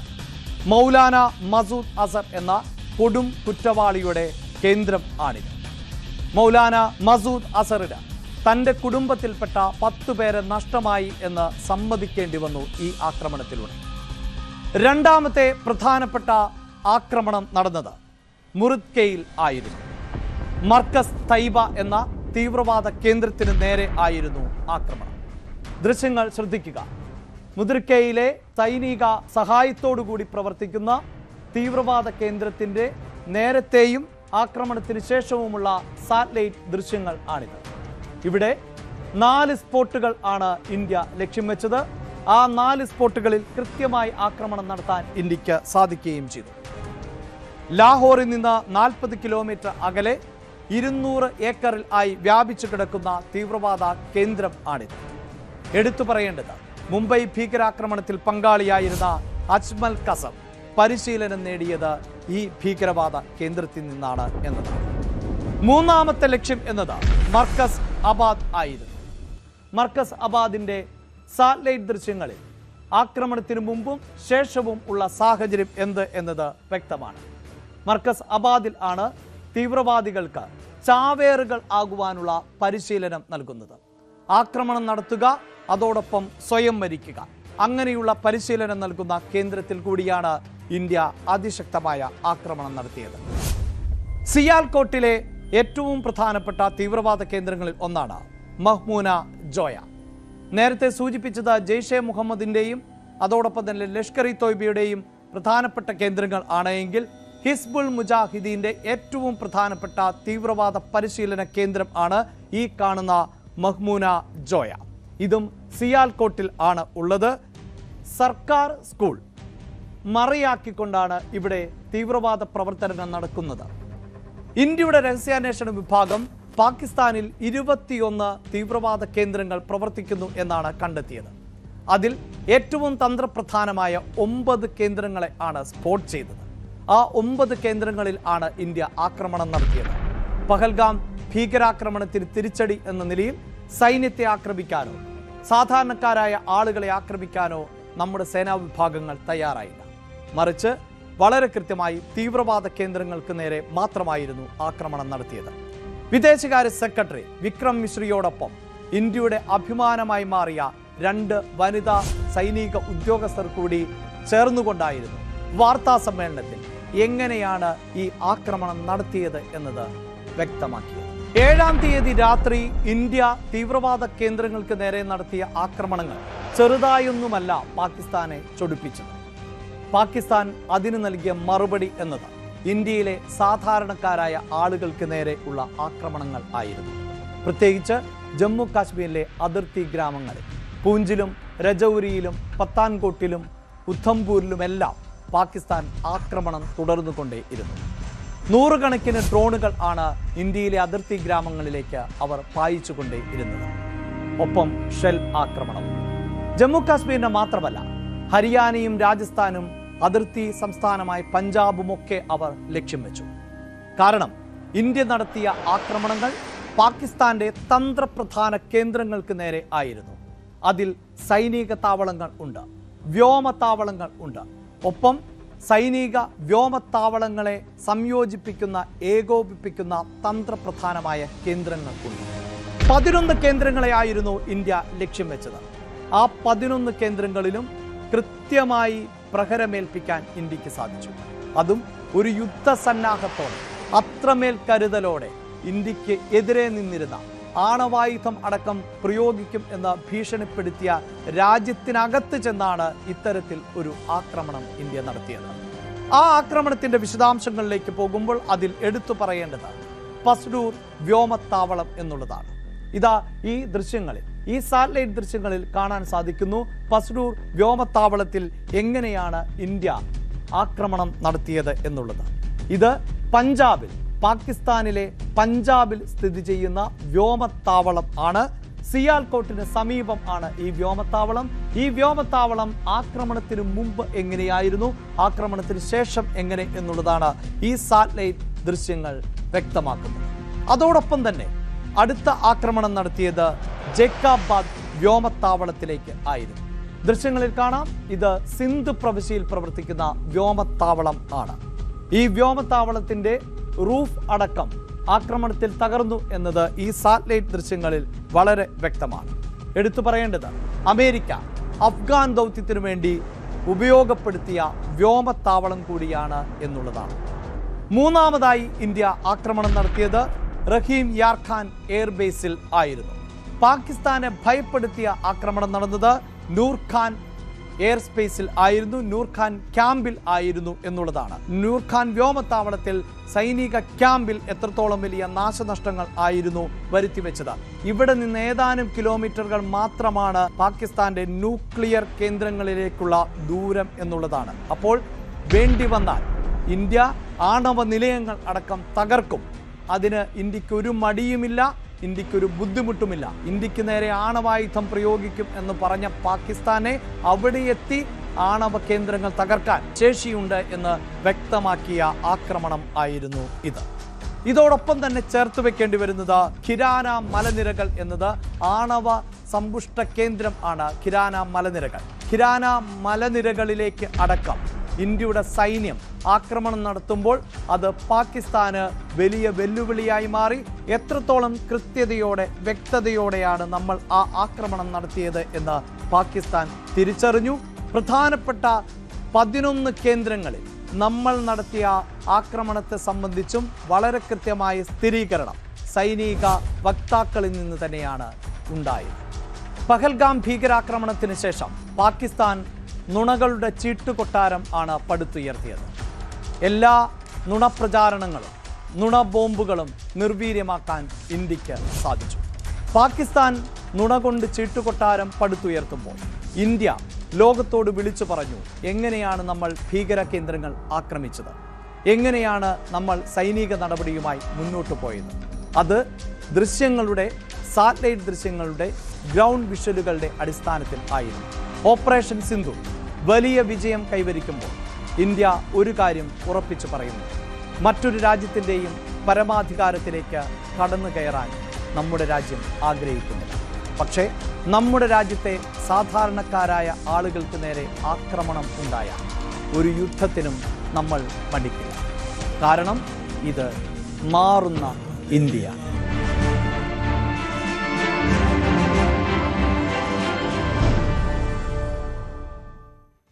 പി അഭിലാഷ് തയ്യാറാക്കിയ റിപ്പോർട്ടാണ് നമ്മൾ കണ്ടത്. മറ്റൊരു വാർത്തയിലേക്ക് പോകുമ്പോൾ പശ്ചിമേഷ്യയിൽ സമാധാന ചർച്ചയിൽ വൻ പുരോഗതി. US സമർപ്പിച്ച നിർദ്ദേശങ്ങളിൽ ഇറാൻ ഇന്ന് മറുപടി നൽകിയേക്കും.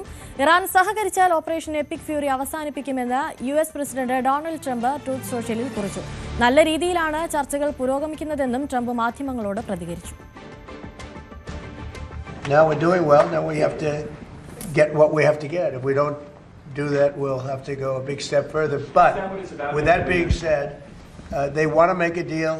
We've had very good talks over the last 24 hours, and it's very possible that we'll make a deal. Yeah, please. അതിനിടെ പുതിയ നടപടിക്രമങ്ങൾ പ്രകാരം ഹോർമുസ് കടലിടുക്കിലൂടെ സുരക്ഷിതമായി യാത്ര ചെയ്യാമെന്ന് IRGC അറിയിച്ചു.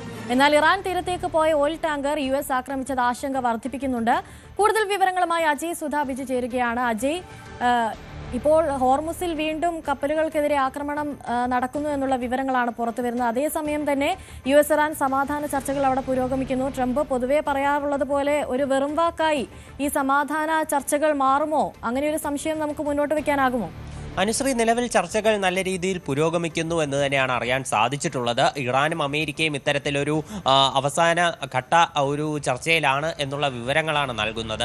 ഇപ്പോൾ നിലവിൽ അമേരിക്ക ഇറാന് മുന്നിൽ സമർപ്പിച്ചിട്ടുള്ള ചില സമാധാന നിർദ്ദേശങ്ങൾ അത് ഇറാൻ പാർലമെന്റിൽ ചർച്ച ചെയ്തുകൊണ്ടിരിക്കുകയാണ്. ഇറാന്റെ ഉന്നതാധികാര സമിതി ഇത് വിശദമായി ചർച്ച ചെയ്തതിന് ശേഷം തീരുമാനം അറിയിക്കും. ഇന്ന് തന്നെ തീരുമാനം പാകിസ്ഥാനെ കൈമാറും എന്നാണ് വിവരങ്ങൾ ലഭിക്കുന്നത്. ഇറാന്റെ വിദേശകാര്യ വക്താവായിട്ടുള്ള ഇസ്മായിൽ ബഗേയി ഇക്കാര്യം സ്ഥിരീകരിച്ചിട്ടുണ്ട്. അപ്പോൾ ചർച്ചകൾ ഇപ്പോൾ എന്തായാലും നല്ല രീതിയിൽ തന്നെയാണ് പുരോഗമിക്കുന്നത് എന്നാണ് നമുക്ക് അറിയാൻ സാധിക്കുന്നത്. ഇറാനും അമേരിക്കയും ഇതേ കാര്യം സ്ഥിരീകരിച്ചിട്ടുണ്ട്. അമേരിക്കയുടെ ഈ പുതിയ നിർദ്ദേശങ്ങൾ അത് ഇറാന് സമ്മതമാണെങ്കിൽ തീർച്ചയായിട്ടും ഹോർമുസ് കടലെടുക്ക് തുറക്കുന്നതുൾപ്പെടെയുള്ള നടപടിക്രമങ്ങളിലേക്ക് കടക്കും എന്നാണ് ട്രംപ് പറഞ്ഞിട്ടുള്ളത്. ഇറാൻ നിലവിൽ അമേരിക്കയുടെ നിർദ്ദേശങ്ങൾ അത് പൂർണ്ണതോതിൽ സമ്മതിക്കുകയാണെങ്കിൽ ഹോർമുസ് കടലെടുക്ക് ഇറാൻ ഉൾപ്പെടെ എല്ലാ രാജ്യങ്ങൾക്കും തുറന്നു നൽകും എന്ന് ട്രംപ് ഔദ്യോഗികമായി തന്നെ ട്രൂത്ത് സോഷ്യൽ കുറിച്ചിട്ടുണ്ട്. അതുപോലെ തന്നെ ഓപ്പറേഷൻ എപ്പിക് ഫ്യൂരി അത് അവസാന ഘട്ടത്തിലാണ്. ഈ ഒരു എഗ്രിമെന്റ് നിലവിൽ വരുന്നതോടുകൂടി എപ്പിക് ഫ്യൂരി പൂർണ്ണമായി അവസാനിപ്പിക്കുമെന്നും ട്രംപ് ട്രൂത്ത് സോഷ്യൽ കുറിക്കുന്നു. അതേസമയം ഇറാനെതിരെ എപ്പോഴത്തെയും പോലെ ഒരു ഭീഷണി മുഴക്കാനും ട്രംപ് മറന്നിട്ടില്ല. ഇറാൻ ഒരു എഗ്രിമെന്റിന് തയ്യാറായില്ലെങ്കിൽ മുൻപത്തേതിനേക്കാൾ ശക്തമായിട്ടുള്ള ബോംബാക്രമണം ഇറാനിൽ നടത്തുമെന്നും ട്രംപ് ഭീഷണി മുഴക്കുന്നുണ്ട്. അതിനുശേഷം വൈറ്റ് ഹൗസിൽ വെച്ച് മാധ്യമങ്ങളെ കണ്ടപ്പോഴും ട്രംപ് പറഞ്ഞത് കഴിഞ്ഞ 24 മണിക്കൂറും ഇറാനുമായിട്ട് നല്ല രീതിയിൽ തന്നെ ചർച്ചകൾ പുരോഗമിക്കുകയാണ് ചെയ്തത്. ഇറാൻ ഒരു എഗ്രിമെന്റിൽ എത്താൻ വേണ്ടി ആഗ്രഹിക്കുന്നുണ്ട്. അതുകൊണ്ട് തന്നെ എത്രയും വേഗം ഒരു ഡീൽ ഉണ്ടാകുമെന്നാണ് പ്രതീക്ഷയെന്നും ട്രംപ് മാധ്യമങ്ങളോട് പറഞ്ഞിട്ടുണ്ട്. പക്ഷേ അതേസമയം ഹോർമുസുമായി ബന്ധപ്പെട്ട മറ്റ് ചില ആശങ്കകൾ നിലനിൽക്കുന്നുണ്ട്. അതായത് US ഉപരോധം അത് ഇപ്പോഴും തുടർന്നുകൊണ്ടിരിക്കുകയാണ്. ഒരു എഗ്രിമെന്റിൽ എത്തിച്ചേർന്നാൽ മാത്രമേ ഇത് അവസാനിപ്പിക്കൂ എന്നതാണ് അമേരിക്കൻ നിലപാട്. ഈ US-ന്റെ ഉപരോധം മറികടക്കാൻ ശ്രമിച്ച ഇറാനിയൻ ഫ്ലാഗുള്ള ഒരു കപ്പലിന് നേരെ US-ന്റെ സെൻട്രൽ കമാൻഡ് ആക്രമണം നടത്തി എന്നുള്ള റിപ്പോർട്ടുകൾ പുറത്തു വരുന്നുണ്ട്. MT ഹസ്ന എന്ന് പറയുന്ന ഒരു ഓയിൽ ടാങ്കറിന് നേരെയാണ് ആക്രമണം നടത്തിയത്. ഇത് ഗൾഫ് ഓഫ് ഒമാൻ വഴി ഈ കപ്പൽ ഇറാനിയൻ തീരത്തേക്ക് കടക്കാൻ ശ്രമിക്കുകയായിരുന്നു. അപ്പോൾ US സെൻട്രൽ കമാൻഡ് വ്യക്തമാക്കുന്നത് ഈ കപ്പലിന് കൃത്യമായിട്ടുള്ള മുന്നറിയിപ്പുകൾ നൽകിയിരുന്നു. എന്നാൽ തുടർച്ചയായ മുന്നറിയിപ്പുകൾ അവഗണിച്ചതോടെയാണ് ഈ കപ്പലിന് നേരെ ആക്രമണം നടത്തിയത് എന്നാണ് US വ്യക്തമാക്കുന്നത്. ഈ കപ്പലിന്റെ എഞ്ചിൻ റൂം കേന്ദ്രീകരിച്ചായിരുന്നു ആക്രമണം. എന്നാൽ ഈ കപ്പലിന് നാശനഷ്ടങ്ങളുണ്ടോ, ഇതിലെ ഓയിൽ ചോർച്ച റിപ്പോർട്ട് ചെയ്തിട്ടുണ്ടോ, ഏതെങ്കിലും ജീവനക്കാർക്ക് ജീവഹാനി ഉൾപ്പെടെ സംഭവിച്ചിട്ടുണ്ടോ എന്നുള്ള കാര്യങ്ങളൊന്നും വ്യക്തമല്ല. US പറയുന്നത് ഈ കപ്പൽ നിലവിൽ ഇറാന്റെ തീരത്ത് നിന്ന് മടങ്ങി എന്നതാണ്. മറ്റ് കാര്യങ്ങളൊന്നും ഇതിനെ സംബന്ധിച്ച് കൂടുതൽ വിവരങ്ങളോ ഇറാന്റെ പ്രതികരണങ്ങളോ ഒന്നും തന്നെ വന്നിട്ടില്ല. പാകിസ്ഥാന് എന്തായാലും ഇറാൻ ഇന്ന് അമേരിക്കയുടെ നിർദ്ദേശങ്ങളിലുള്ള അന്തിമ തീരുമാനം അറിയിക്കും. അപ്പോൾ ഈ ഒരു ആണവ ചർച്ച ഉൾപ്പെടെയുള്ള കാര്യങ്ങളിൽ എന്ത് തീരുമാനമാകും എന്ന് ആകാംക്ഷയോടെ കാത്തിരിക്കുകയാണ് ലോകം. ശരി, US ഇറാൻ സമാധാന ചർച്ചകൾ അവിടെ പുരോഗമിക്കുമ്പോഴും ഹോർമുസ് കടലിടുക്കിൽ കപ്പലുകൾ ആക്രമിക്കപ്പെടുന്നു എന്നുള്ള വിവരങ്ങളാണ് പുറത്തുവരുന്നത്. അജയ് സുധ ബിജു ആണ് കൂടുതൽ വിവരങ്ങൾ നൽകിയത്. ഒരിടവേളയാണ്, ഇടവേളയ്ക്ക് ശേഷം മടങ്ങിയത്. ഇടുക്കി പൂപ്പാറയിൽ പന്നിയാർ പുഴ കയ്യേറി നിർമ്മിച്ച കെട്ടിടങ്ങൾ പൊളിച്ചു തുടങ്ങി. 88 കെട്ടിടങ്ങളാണ് പൊളിക്കേണ്ടത്. ഇതിൽ 56 കെട്ടിടങ്ങൾ ഉടമകൾ പൊളിച്ചു നീക്കും. ബാക്കിയുള്ളവ റവന്യൂ വകുപ്പ് പൊളിക്കും. സംഘർഷ സാധ്യത കണക്കിലെടുത്ത് കനത്ത പോലീസ് കാവലുണ്ട്. പ്രിൻസ് പി ജെയിംസ് ചേരുന്നുണ്ട് കൂടുതൽ വിവരങ്ങളുമായി. പ്രിൻസ്, അവിടെ കെട്ടിടങ്ങൾ പൊളിക്കാനുള്ള നടപടികളൊക്കെ പുരോഗമിക്കുകയാണ്. എന്തൊക്കെയാണ് വിവരങ്ങൾ? പന്നിയാർ പുഴയോരത്തുള്ള കെട്ടിടങ്ങൾ പൊളിച്ചു നീക്കാനുള്ള നടപടികൾ ആരംഭിച്ചു. ഇവിടെയുള്ള വീടുകളും വ്യാപാര സ്ഥാപനങ്ങളും അടക്കമുള്ള കെട്ടിടങ്ങളാണ് പൊളിച്ചു നീക്കുന്നത്. അതായത് കഴിഞ്ഞ 2 വർഷങ്ങൾക്ക് മുൻപ് ഇവിടെയുള്ള പന്നിയാർ പുഴയോരത്തെ കെട്ടിടങ്ങൾ അനധികൃത നിർമ്മാണങ്ങൾ പൊളിച്ചു ഹൈക്കോടതി ഉത്തരവുണ്ടായിരുന്നു. അതിനെ തുടർന്ന് റവന്യൂ അധികൃതർ അന്ന് നടപടികൾ ആരംഭിക്കുകയും വ്യാപാരികളെ ഒഴിപ്പിക്കുകയും ചെയ്തിരുന്നു. അങ്ങനെ അന്ന് 88 വ്യാപാരികളെയാണ് ഇവിടെ നിന്നും ഒഴിപ്പിച്ചത്. പന്നിയാർ പുഴയോട് ചേർന്ന് കെട്ടിടങ്ങൾ നിർമ്മിച്ച് വ്യാപാരം നടത്തിയിരുന്ന 88 വ്യാപാരികളെ അന്ന് ഒഴിപ്പിച്ചിരുന്നു. അതിനുശേഷം നിലവിൽ അവിടെ താമസിച്ചുകൊണ്ടിരുന്ന കുടുംബങ്ങളോട് താൽക്കാലികമായി അവിടെ തുടരാൻ അനുവദിച്ചിരുന്നു. അങ്ങനെ 29-30ഓളം കുടുംബങ്ങളാണ് ഇവിടെ താമസിച്ചിരുന്നത്. ഇവർക്ക് മാറിപ്പോകുന്നതിന് പല തവണ സമയം നൽകിയെങ്കിലും ഇവരാരും മാറാതെ വന്നതോടെയാണ് കഴിഞ്ഞ ദിവസങ്ങളിലൂടെ റവന്യൂ വകുപ്പ് നോട്ടീസ് നൽകിയത്. പഞ്ചായത്തിന്റെ നേതൃത്വത്തിൽ റവന്യൂ വകുപ്പിന്റെ നിർദ്ദേശപ്രകാരം നോട്ടീസ് ഒട്ടിച്ചിരുന്നു. 24 മണിക്കൂറിനുള്ളിൽ മാറിപ്പോകണമെന്ന് ആവശ്യപ്പെട്ടുകൊണ്ട് നോട്ടീസ് നൽകിയിരുന്നു. എന്നാൽ അന്നും നടപടികൾ നാട്ടുകാർ ഒഴിഞ്ഞു പോകാൻ തയ്യാറായില്ല. പിന്നീട് കഴിഞ്ഞ ദിവസം വൈദ്യുതി വകുപ്പിന്റെ നേതൃത്വത്തിലും വൈദ്യുതി വകുപ്പും എത്തി ഇവിടുത്തെ വൈദ്യുതി കണക്ഷനുകളൊക്കെ വിച്ഛേദിക്കാനുള്ള നടപടികളും ആരംഭിച്ചിരുന്നു. ഇതോടെ വലിയ പ്രതിഷേധം ഉയരുകയും ചെയ്തിരുന്നു. എന്നാൽ ഇന്ന് പുലർച്ചയോടെ തന്നെ ഒഴിപ്പിക്കൽ നടപടികൾ ആരംഭിക്കുന്നതിനുള്ള നടപടികളുമായി റവന്യൂ അധികൃതർ എത്തിയിട്ടുണ്ട്. പ്രത്യേകിച്ചും ദേവികുളം സബ് കളക്ടറുടെ നേതൃത്വത്തിലാണ് റവന്യൂ സംഘം എത്തിയിരിക്കുന്നത്. ഒപ്പം 3 എസ്.പിയുടെ നേതൃത്വത്തിൽ വലിയ പോലീസ് സന്നാഹവും ഇവിടെയുണ്ട്. ചന്ദൻപാറ ഗ്രാമപഞ്ചായത്തിൽ ഒരു സംഘർഷാവസ്ഥ അല്ലെങ്കിൽ കണക്കിലെടുത്തുകൊണ്ട് നിരോധനാജ്ഞ പുറപ്പെടുവിച്ചിട്ടുണ്ട്. 500ഓളം പോലീസുകാരെയാണ് മേഖലയിൽ വിന്യസിച്ചിരിക്കുന്നത്. വലിയ പോലീസ് സേനയുടെ പ്രൊട്ടക്ഷനിലാണ് നിലവിൽ ഒഴിപ്പിക്കൽ നടപടികൾ ആരംഭിച്ചിരിക്കുന്നത്. നിലവിൽ ഇവിടെ താമസിച്ചിരുന്ന നിരവധി കുടുംബങ്ങൾ സ്വമേധയാ ഒഴിഞ്ഞു പോകുന്ന നടപടികൾ ആരംഭിച്ചിട്ടുണ്ട്. അവരുടെ വസ്തുക്കളൊക്കെ നീക്കുന്നതിനുള്ള നടപടികൾ ആരംഭിച്ചിട്ടുണ്ട്. അങ്ങനെ അത്തരത്തിലുള്ള അല്ലാത്ത കെട്ടിടങ്ങളൊക്കെ പൊളിച്ചു നീക്കാനുള്ള നടപടികൾ പൂർണ്ണമായും പുഴയോരത്തെ കയ്യേറ്റം ഒഴിപ്പിക്കുന്ന തരത്തിലുള്ള നടപടികളിലേക്കാണ് ഇപ്പോൾ നീങ്ങുന്നത്. എന്നാൽ റവന്യൂ വകുപ്പ് പറയുന്നത് ഇവിടെ ഏകദേശം 10 കുടുംബങ്ങൾക്ക് മാത്രമാണ് മറ്റ് ഭൂമിയും വീടും ഇല്ലാത്ത എന്നതാണ്. എന്നാൽ ഈ മേഖലയിലെ മറ്റു കുടുംബങ്ങളിൽ പലരും ആക്ഷൻ കൗൺസിലൊക്കെ അടക്കം പറയുന്നത് മിക്കവർക്കും വീടില്ല എന്നുള്ള ആരോപണമൊക്കെ ഉന്നയിക്കുന്നുണ്ടെങ്കിലും റവന്യൂ വകുപ്പിന്റെ കണ്ടെത്തൽ 10 കുടുംബങ്ങൾക്ക് മാത്രമാണ് വീടോ മറ്റ് സൗകര്യങ്ങളോ ഇല്ലാത്തതെന്നാണ്. മുൻപ് വ്യാപാര സ്ഥാപനങ്ങൾ ഒഴിപ്പിച്ചപ്പോൾ ഇവർക്ക് പകരം സംവിധാനം ഒരുക്കുമെന്ന് ശാന്തൻപാറ ഗ്രാമപഞ്ചായത്ത് അറിയിച്ചിരുന്നു. അതായത് പൂപ്പാറ ടൗണിനോട് ചേർന്ന് ശാന്തൻപാറ ഗ്രാമപഞ്ചായത്തിന്റെ ഉടമസ്ഥതയിലുള്ള ഭൂമിയിൽ കെട്ടിടങ്ങൾ നിർമ്മിച്ച് വ്യാപാരികളെ അവിടേക്ക് പുനരധിവസിക്കുമെന്നുള്ള ഉറപ്പ് അന്നുണ്ടായിരുന്നു. എന്നാൽ അത്തരത്തിലുള്ള നടപടികൾ ഈ ഒഴിപ്പിക്കൽ നടപടി പൂർത്തീകരിച്ച് വ്യാപാരികളെ ഒഴിപ്പിച്ച് 2 വർഷത്തോളം പിന്നിട്ടിട്ടും അത്തരത്തിലുള്ള നടപടികളിലേക്ക് എത്തിയിട്ടില്ല. ഇവരെ വ്യാപാരികളെ പുനരധിവസിക്കാൻ നടപടികൾ ആരംഭിച്ചിട്ടില്ല. 88ഓളം വ്യാപാരികൾ ഉണ്ടായിരുന്നു. അതോടൊപ്പം തന്നെ മേഖല തൊഴിൽ ചെയ്യുന്നവരുണ്ടായിരുന്നു. ഇവരുടെ എല്ലാം തൊഴിലും വരുമാന മാർഗവും ഒക്കെ അടങ്ങിയ ഒരു സാഹചര്യം കൂടിയുണ്ട്. ഈ 2 വർഷത്തോളമായിട്ടും ഈ നടപടികൾ പൂർത്തീകരിക്കാത്തത് വലിയ അമർഷത്തിലും ഇടവെത്തിയിട്ടുണ്ട്. ഇതിന് പിന്നാലെയാണ് ഇപ്പോൾ പൂർണ്ണമായും പുനരധിവാസം നടപ്പിലാക്കാതെ ഇപ്പോഴത്തെയുള്ള താമസക്കാരെയും കുടിയൊഴിപ്പിക്കുന്നത്. അത് വലിയ പ്രതിഷേധത്തിനുണ്ട്. ശരി, പ്രിൻസ് പി ജെയിംസ് ആണ് കൂടുതൽ വിവരങ്ങൾ നൽകിയത്. സംസ്ഥാനത്ത് ഇന്ന് പരക്കെ മഴയ്ക്ക് സാധ്യത. 4 ജില്ലകളിൽ യെല്ലോ അലർട്ടാണ്. പത്തനംതിട്ട, കോട്ടയം, ഇടുക്കി, എറണാകുളം ജില്ലകളിലാണ് യെല്ലോ അലർട്ട്. മറ്റു ജില്ലകളിൽ നേരിയ മഴയ്ക്കും സാധ്യതയുണ്ടെന്ന് കാലാവസ്ഥാ കേന്ദ്രം മുന്നറിയിപ്പ് നൽകി. മാന്നാർ കടലിടുക്കിലും സമീപ പ്രദേശങ്ങളിലുമായി നിലനിൽക്കുന്ന ചക്രവാത ചുഴിയുടെ സ്വാധീന ഫലമായാണ് വേനൽ മഴ ശക്തിപ്പെട്ടത്. അടുത്ത ദിവസങ്ങളിലും മഴ തുടരും. കൊല്ലത്ത് വോട്ടെണ്ണലിന് പിന്നാലെ മുന്നണികൾ തമ്മിലുള്ള ഡീൽ ആരോപണങ്ങൾ ശക്തമാകുന്നു. കൊട്ടാരക്കരയിലും ചാത്തന്നൂരിലും CPM-ഉം BJP-യും തമ്മിൽ സാമ്പത്തികവും വോട്ട് കച്ചവടവുമായും ഡീൽ നടന്നുവെന്നാണ് UDF നേതാക്കളുടെ ആരോപണം. എന്നാൽ ഇത് പരാജയം മറച്ചുവെക്കാനുള്ള ശ്രമമെന്നാണ് BJP-യുടെ പ്രതികരണം. കൊല്ലം ജില്ലയിൽ തെരഞ്ഞെടുപ്പ് ഫലം പുറത്തുവന്നതിന് പിന്നാലെ രാഷ്ട്രീയ ആരോപണങ്ങൾ കൂടുതൽ കടുപ്പം പിടിക്കുകയാണ്. കൊട്ടാരക്കരയിൽ UDF സ്ഥാനാർത്ഥി ഐഷ പൂറ്റിയുടെ പരാജയത്തിന് പിന്നിൽ CPM BJP സാമ്പത്തിക ഡീലുണ്ടെന്ന് കൊടിക്കുന്നിൽ സുരേഷ് MP ആരോപിക്കുന്നു. KN ബാലഗോപാലിന് വേണ്ടി ഒരു കോൺട്രാക്ടർ വഴി പണം ഒഴുകിയതായും ഈ അവിശുദ്ധ കൂട്ടുകെട്ടാണ് ഫലം നിർണയിച്ചതെന്നുമാണ് ആരോപണം. BJP-യുടെ 8 പഞ്ചായത്ത് മെമ്പർമാരുള്ള നെടുവത്തൂർ പഞ്ചായത്തിലെ ആ ബൂത്തുകളിൽ എങ്ങനെയാണ് ബാലഗോപാൽ ലീഡ് ചെയ്തത്? അവിടെയൊക്കെ 3ാം സ്ഥാനത്താണ് BJP പോയത്. 2ാം സ്ഥാനത്ത് ഞങ്ങൾ വന്നു. 2ാം സ്ഥാനത്ത് UDF ആണ്, 3ാം സ്ഥാനത്താണ് BJP ആ ബൂത്തുകളിൽ. എങ്ങനെയാണ് BJP അവിടെ 3ാം സ്ഥാനത്ത് പോയത്? BJP-യുടെ വോട്ട് എന്തുകൊണ്ട് പഞ്ചായത്തിൽ 8 മെമ്പർമാർ ജയിച്ച് 8 മെമ്പർമാർ ജയിച്ച് പഞ്ചായത്ത് ഭരിക്കുന്ന നെടുവത്തൂർ പഞ്ചായത്തിൽ BJP-യുടെ വോട്ടോടെ പോയി? 8 പഞ്ചായത്ത് മെമ്പർമാരുടെ ബൂത്തുകളിൽ അവർക്ക് ലഭിച്ച വോട്ട് നിലനിർത്താൻ കഴിഞ്ഞില്ലല്ലോ. അപ്പോൾ ഐഷ പൂറ്റിയുടെ വിജയത്തെ തടയാൻ വലിയ ഡീല്, സാമ്പത്തികമായ ഡീലാണ്. കൊട്ടാരക്കരയിൽ BJP CPM-നെ സഹായിച്ചാൽ ചാത്തന്നൂരിൽ CPM BJP-യെ സഹായിക്കാനുള്ള ധാരണ ഉണ്ടായിരുന്നുവെന്നാണ് UDF ആരോപണം. എന്നാൽ BJP ആരോപണങ്ങളെ ശക്തമായി എതിർത്ത് രംഗത്ത് വന്നു. ചതിയും ഡീലും ഒക്കെ അറിയാവുന്നത് ഈ UDF സ്ഥാനാർത്ഥിക്ക് LDF സ്ഥാനാർത്ഥിക്കുക. ഞങ്ങൾക്ക് അങ്ങനെ ഒരു ഡീല് മറ്റ് രാഷ്ട്രീയ പാർട്ടികളായിട്ട്, പ്രത്യേകിച്ച് ഞങ്ങൾ എതിർക്കുന്നവരുമായിട്ട്, ആശയപരമായി എതിർക്കുന്നവരുമായിട്ടും അങ്ങനത്തെ ഒരു ബന്ധം ഞങ്ങൾക്കില്ല. ആ ബന്ധം അറിയാവുന്നവരാണ് പറയുന്നത്, അങ്ങനെ ചെയ്തിട്ടുള്ളവരാണ് പറയുന്നത് ഡീൽ ഉണ്ടെന്ന്.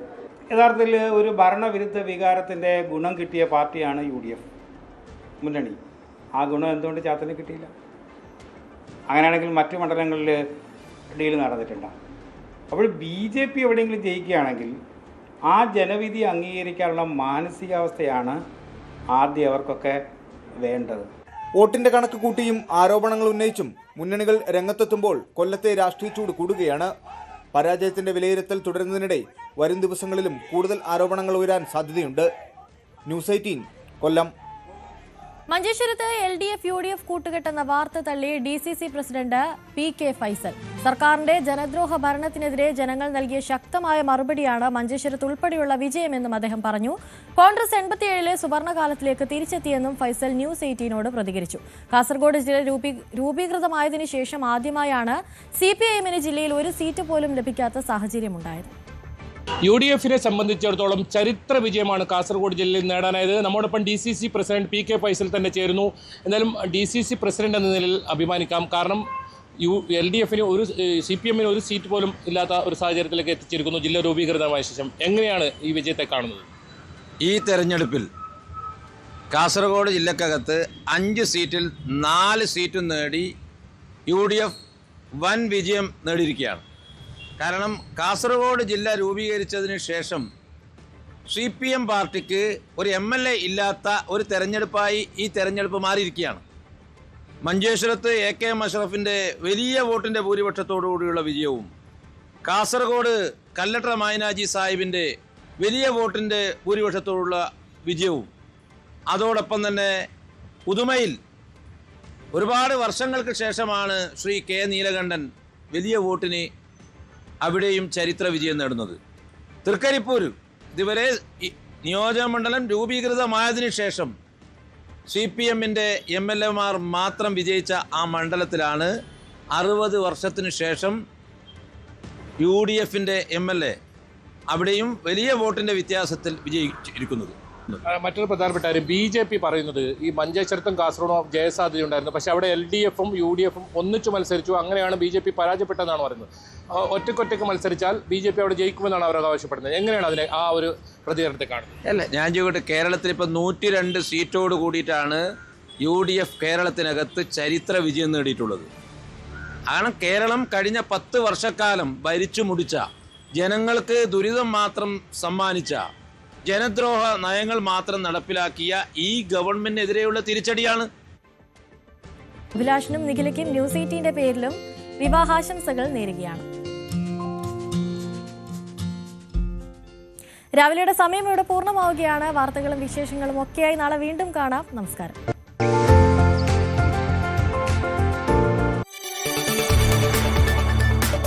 കൂടുതൽ വാർത്തകൾക്ക് news 18 Keralam YouTube channel subscribe ചെയ്യുക.